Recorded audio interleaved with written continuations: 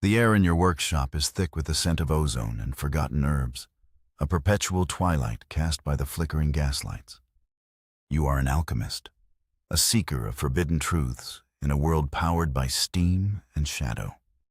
One particularly blustery night, as a gust rattles the stained glass panes, a forgotten tome tumbles from a precarious shelf, dislodging a loose brick and revealing a hidden recess. Within, a crystal pulses with an unnerving, otherworldly light. It isn't like any gemstone you've ever encountered. Not the luminous quartz of the underdeep, nor the shimmering ethereum of the sky spires. This object hums with an almost conscious energy, a silent song that resonates deep within your bones, stirring a primal curiosity you thought long extinguished. Its facets shift and refract the dim light of your gas lamps, casting dancing, ephemeral shadows across your cluttered desk, each flicker hinting at untold secrets. You reach out, your gloved fingers trembling slightly as they brush against its cool, smooth surface. A jolt, not of electricity, but of pure, untamed information, floods your mind. A torrent of impossible equations and forgotten principles that twist your understanding of the universe. This crystal is an anomaly, a breach in known science, an invitation to a realm beyond your wildest dreams. It demands to be understood, unleashed, woven into reality by your hand. The crystal becomes your obsession, eclipsing all other pursuits. Days blend into nights as you pore over ancient texts, sketching complex diagrams, assembling a custom apparatus unlike anything you've ever conceived. Your hands, usually stained with reagents and soot, now move with a feverish precision, driven by an unshakable conviction that this is it, the grand magnum opus you were born to create. You bypass conventional alchemical wisdom, ignoring warnings etched into the margins of dusty grimoires. Logic dictates caution, but the crystal's silent hum whispers promises of glory, of transcending the mundane. Finally, the setup is complete. Interlocking brass conduits, bubbling glass retorts, and a central chamber to channel the crystal's raw power. You position the crystal carefully within its focus, its light intensifying, mirroring the frantic beat of your own heart. With a deep breath, you initiate the process. A low thrum vibrates through the floor, escalating into a deafening roar. Sparks fly, arcs of raw energy dancing between the brass components. The air crackles with ozone, thick and heavy. The liquid in the primary retort boils violently, changing colors with impossible speed, from iridescent blue to angry crimson, then a blinding white. Pressure builds, a palpable force pushing against your chest. Then, a blinding flash. A concussive wave throws you backwards, sending glass shards and scattered notes flying. When your vision clears, the chamber is no longer filled with a bubbling potion. Instead, suspended in the swirling ether, is a being of pure, pulsating energy. It shimmers, shifting form like liquid light, radiating an ethereal glow that banishes the shadows from your workshop. It is alive, undeniably, profoundly alive, yet possesses no discernible features, no solid form, merely an undulating core of raw, untamed power. It pulses, a living heart of pure possibility, but its energy is wild, erratic, threatening to tear itself apart, or worse, tear your world apart. It is magnificent, terrifying, and utterly unstable. A fragile miracle, humming on the brink of self-destruction. The raw power unleashed by your creation reverberates far beyond your hidden laboratory. The city, usually a symphony of steam whistles and clanking gears, suddenly trembles with a different kind of hum, emanating from the very ground. You hear it first, the distant, rhythmic clang of marching boots on cobblestones, growing steadily louder. Then, the piercing shriek of a steam-powered siren, cutting through the night like a knife. They are coming. The Watch, or perhaps something far more sinister, the shadowy agents of the Ethereum Concord. who jealously guard advanced energy secrets and suppress independent discovery. Panic, cold and sharp, clutches at your throat. Your creation, still hovering, pulsing erratically, is a beacon, a screaming testament to your transgression. It must be hidden, controlled, or you will be undone. You know the consequences: imprisonment, dissection, your life's work confiscated and twisted to their nefarious ends. Your mind races, calculating angles, assessing risks. The back alleys of this district are a labyrinth, a tangled web of shadows and forgotten passages. Could you slip away, carrying the unstable being? Or do you gamble on a desperate attempt to stabilize it here, now, before they breach your defenses? The rhythmic thudding of their approach grows deafening. No time for a complex solution. You must choose. Flee into the unknown or confront the inevitable, risking everything to bring your volatile marvel under your command. The choice is made in a split second of adrenaline-fueled clarity. Control is an illusion you cannot afford. Escape is your only option. You quickly gather your most essential tools, a pouch of rare reagents, and a small, lead-lined containment sphere for the crystal itself, its glow now muted but still perceptible. The pulsing entity hovers closer, as if sensing your intent, its light dimming slightly, almost mournfully. You realize with a pang it is connected to you, a part of your essence now. You cannot abandon it. You must take it with you. Carefully, with trembling hands, you coax the ethereal being into a specially prepared, insulated container. A heavy, intricate cage of interwoven copper and lead, designed to dampen its raw output. It protests with a soft, resonant hum, a vibration that echoes through your very bones. But it complies. The thudding is now directly outside your laboratory door. A harsh voice barks orders. The clatter of heavy equipment. You know they are preparing to breach. Your escape route, a hidden passage behind a revolving bookshelf, is your only hope.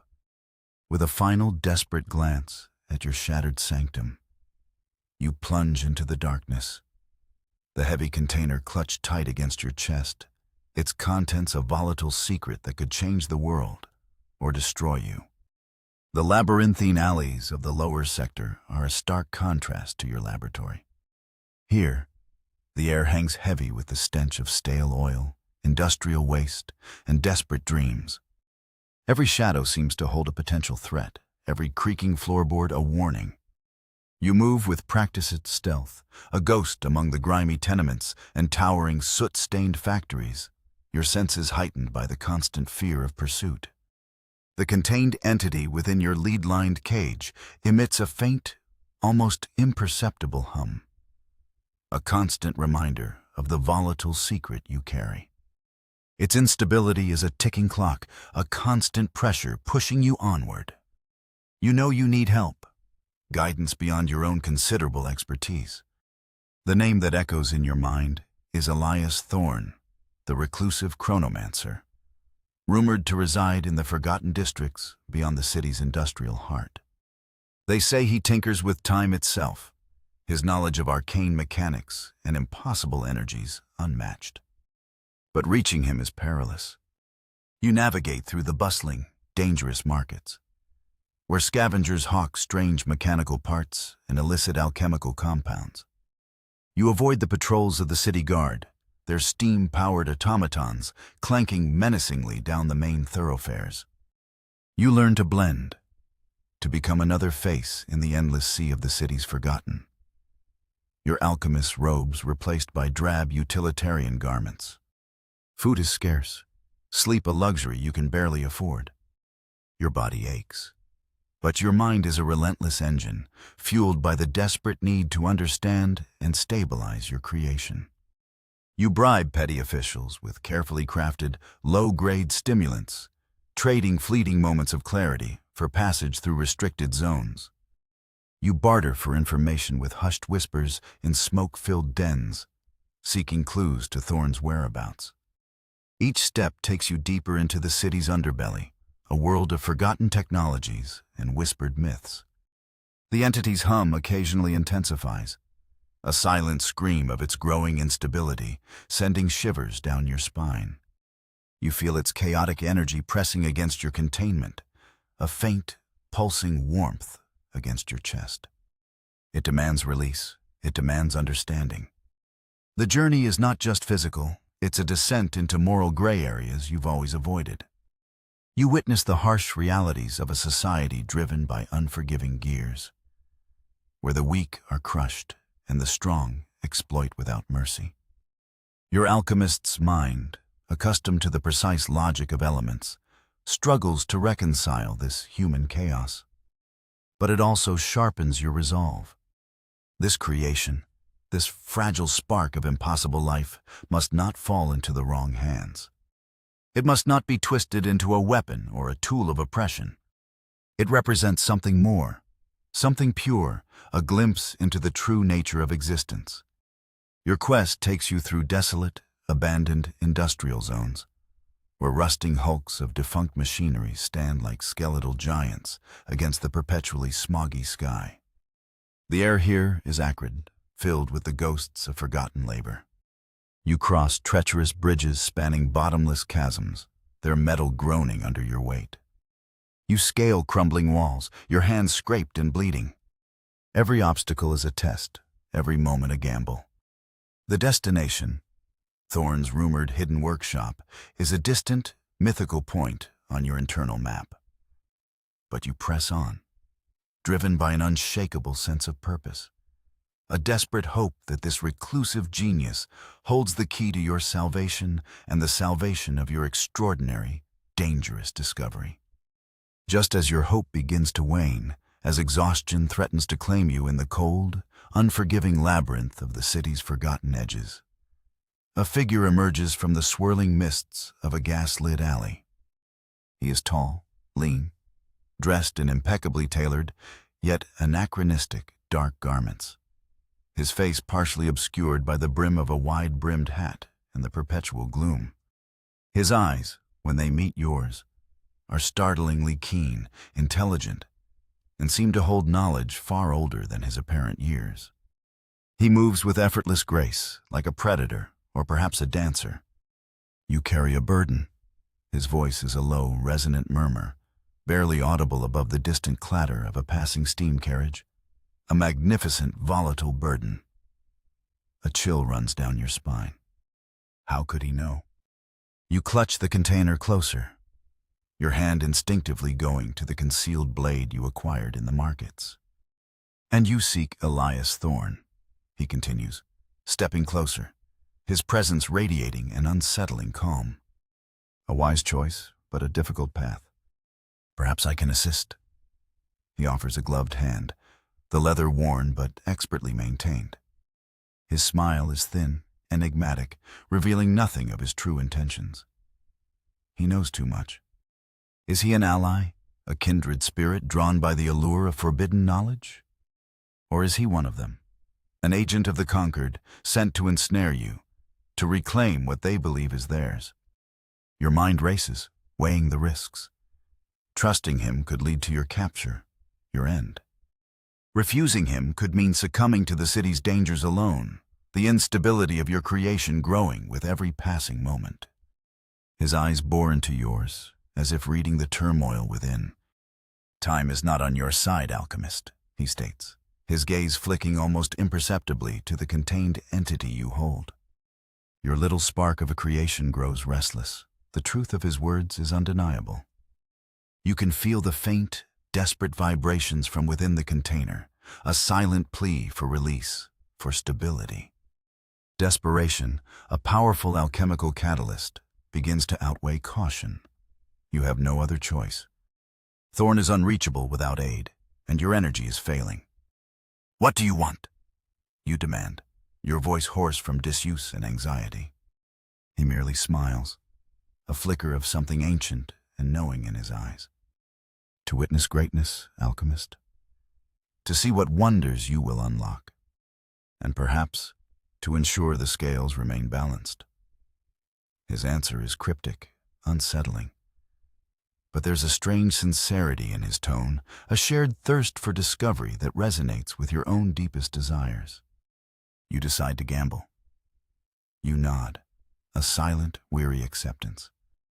Lead the way, you say, your grip still tight on the container, but a sliver of hope, fragile yet potent, igniting within your weary soul. He turns, a shadow melting into the deeper shadows of the alley, and you follow, stepping into an unknown alliance, a pact forged in desperation and shared ambition. The path he leads you down is even more treacherous, through forgotten sewer tunnels and across precarious rooftops, where the wind whips at your clothes and the city sprawls beneath you like a sleeping, mechanical beast. He moves with almost supernatural ease, never faltering, always a step ahead.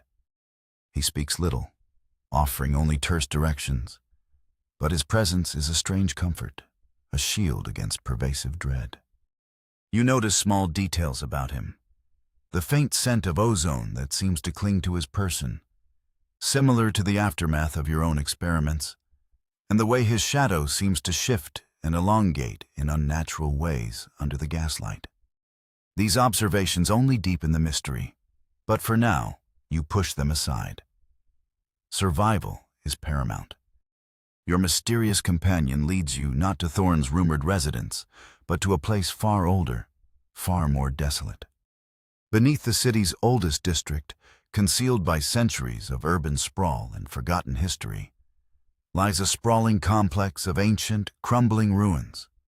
It is a place whispered about, a relic from an age before steam and clockwork, an age of pure, unadulterated alchemy and forgotten magic. The air here is cold, damp, and carries the faint metallic tang of ancient, spent energies. The walls are not brick or steel, but massive cyclopean stones, intricately carved with symbols that predate any known language, their meaning lost to time. This is no abandoned laboratory in the conventional sense, but a subterranean temple to a science long forgotten, a place where the very fabric of reality was once manipulated on a grand scale. The stranger gestures towards a central chamber, a vast, circular space dominated by a decaying stone altar. Runes glow faintly along its surface, pulsing with a residual power that prickles your skin. This, he explains in his low, measured tones, is a nexus point, a place where the veil between worlds is thinnest, where the raw energies of creation can be most effectively channeled. It is the perfect place for your final ritual. The challenge is immense. You must either stabilize your creation, binding its chaotic energy into a coherent, sustainable form, or you must unleash it, using its raw power as a desperate defense against pursuit. The choice gnaws at you. To stabilize it means to preserve its potential, to bring forth a new era of understanding. To unleash it means destruction, chaos, a desperate act of self-preservation that might consume you. The stranger observes you, his expression unreadable. He offers no advice, no judgment, merely a silent, unwavering presence. This decision, he implies, is yours alone. You begin to set up your equipment, your hands moving with renewed purpose despite the exhaustion. You unpack the crystal, its light now a steady, vibrant pulse, a testament to the journey it has undertaken with you. You carefully remove the contained entity, which now hovers with a subtle, internal struggle, its light flickering with greater intensity. It is on the verge of breaking free, of unleashing its full, untamed power. You know, deep in your alchemist's soul, that this ritual is not merely about combining ingredients or chanting incantations. It is about intention, about will, about the sheer force of your desire to control or unleash. The ancient runes on the altar seem to hum in response to your presence, to the raw power of your creation. You arrange your precious reagents, powdered moonstone, threads of spun nebula, vials of condensed ether, each rare and potent. This is your chance to prove yourself, to transcend the limitations of conventional science, to rewrite the very laws of existence. The air grows heavy with anticipation, The stranger stands at the periphery, a silent sentinel, his eyes fixed on you, on the shimmering entity, on the ancient altar. The weight of your decision, the fate of your creation, and perhaps the city itself, rests squarely on your shoulders. You take a deep, steadying breath, preparing for the most perilous, most transformative experiment of your life. The choice is made. You will attempt to stabilize it. You will not let your magnificent discovery become an agent of destruction. You will harness its power, bend it to your will, and reveal its true, wondrous potential. This is your purpose, your destiny. The ritual begins. You ignite the ancient burners, their blue flames casting dancing shadows across the colossal stones. The reagents, carefully placed within intricate brass vessels, begin to react, releasing ethereal vapors that swirl and coalesce around the floating entity. You chant, your voice low and steady, reciting forgotten verses of binding and harmony, words drawn from the ancient tome that started it all. The crystal, placed at the heart of the altar, pulses in rhythm with your incantations, its light growing brighter, stronger, feeding into the swirling energies. The entity writhes, a silent scream of resistance and transformation, its light flaring erratically, threatening to overwhelm the ritual. Sweat beads on your brow, your muscles strain, not from physical exertion, but from the immense mental effort required to channel and direct such raw, chaotic power. The air vibrates. The very stones of the ancient chambers seem to hum in resonance. You feel a drain, a profound emptiness spreading through your core, as if a part of your essence is being siphoned away, poured into the roaring torrent of energy. It is the sacrifice. You knew it would come. The price for taming such a force, for wielding the power of creation itself, is never small. It demands a piece of you. The choice of what to sacrifice was unspoken, yet clear. You focus, pouring your will, your memories, your very sense of self into the vortex. Images flash through your mind. The faces of forgotten mentors, the joy of a successful experiment, the sting of past failures, the scent of your childhood home. They flicker, then dim, then vanish, dissolving into the swirling energy, consumed by the ritual. A profound sense of loss washes over you, a void where cherished experiences once resided. Yet, paradoxically, a strange clarity emerges. You are less, but you are also more focused, more attuned to the raw energies around you. The process intensifies. The entity's erratic pulsations begin to smooth, to coalesce into a stable, harmonious rhythm. Its form, once liquid and amorphous, starts to solidify, to take on a defined, yet still ethereal, shape. It is no longer a chaotic storm, but a contained, magnificent power. The final surge of energy is immense, a silent explosion of light that fills the chamber, momentarily blinding you. When your vision returns, the entity is transformed.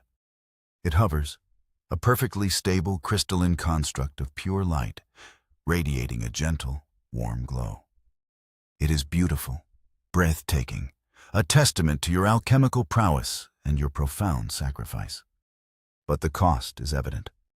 You reach for a specific memory, a complex formula for a rare antidote, and find only a blank space, a gaping hole where the knowledge once was. Then another, the face of a childhood friend, gone. A crucial detail about a past experiment, vanished. The memories are not merely forgotten. They are gone, consumed, replaced by a strange, quiet emptiness. The ritual is complete. Your creation is stable. But you are irrevocably altered, a living testament to the truth that creation often demands a piece of the Creator. You stand amidst the silent aftermath, the ancient chamber now filled with the soft, steady hum of your stabilized creation. It floats serenely, a beacon of harnessed power, a testament to your will and sacrifice. You are different. The world too seems different, viewed through a newly filtered lens. The vibrant hues of the ancient runes on the altar appear sharper. The subtle currents of energy flowing through the very stone are now palpable, visible to your altered senses. The loss of your memories is a gaping wound, yet it is also a strange liberation. The clutter of the past is gone, leaving a clear, focused path forward. Your perception of reality has fundamentally shifted.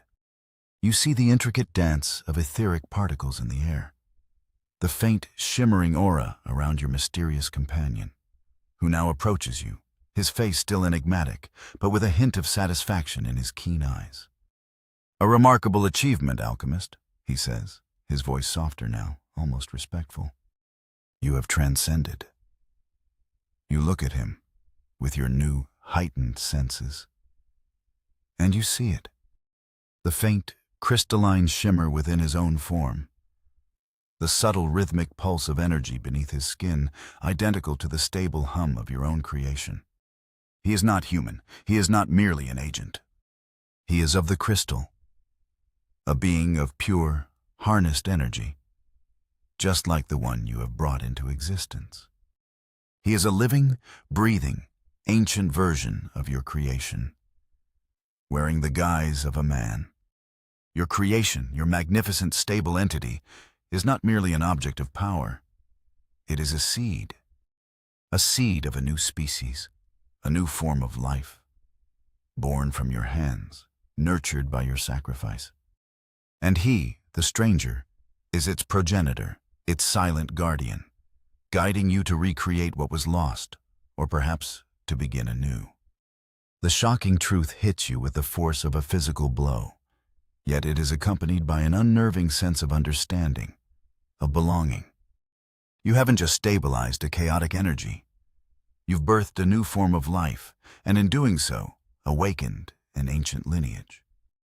You are not just an alchemist. You are a catalyst, a progenitor in a cosmic scheme.